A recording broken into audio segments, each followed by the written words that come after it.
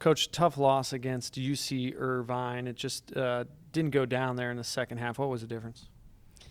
I think probably maybe one of the biggest differences in those latter 20 minutes was possibly fatigue. We saw some open shots fall short, not being as crisp as we usually are, coming hard off of on-ball screens. And I would just assume, being the third game in 3 days, that some fatigue possibly set into, some of our players who were playing a lot of minutes.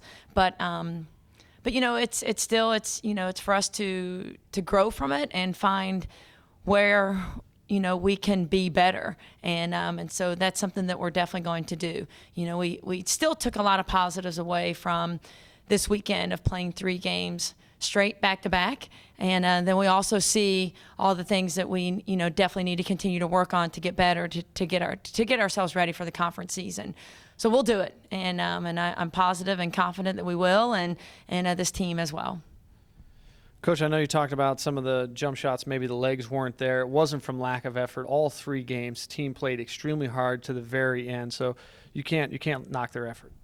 Not at all. They want it. They absolutely want it, and so it's more than anything, just from top to bottom, us all being ready to go when your time is called. And we're a young team, and we've talked to them about the fact that that youth can't happen anymore. I mean, you've got to play like a veteran and practice like a veteran and step onto that court like a veteran. There's no time for us to be young at this point, and so they know that, and we'll definitely be ready for that.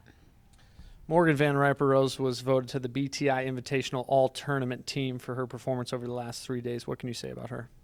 She's a warrior, and in that locker room, boy, those tears were just coming out of her eyes because of how much she wants it. And she plays that way. She is constantly communicating on the court, offensively, defensively. She wants the ball in her hands to be able to make those offensive plays. And like I said, you saw that in the locker room. You saw her emotion. You see her playing like a senior and wanting it so much for this program in her final season.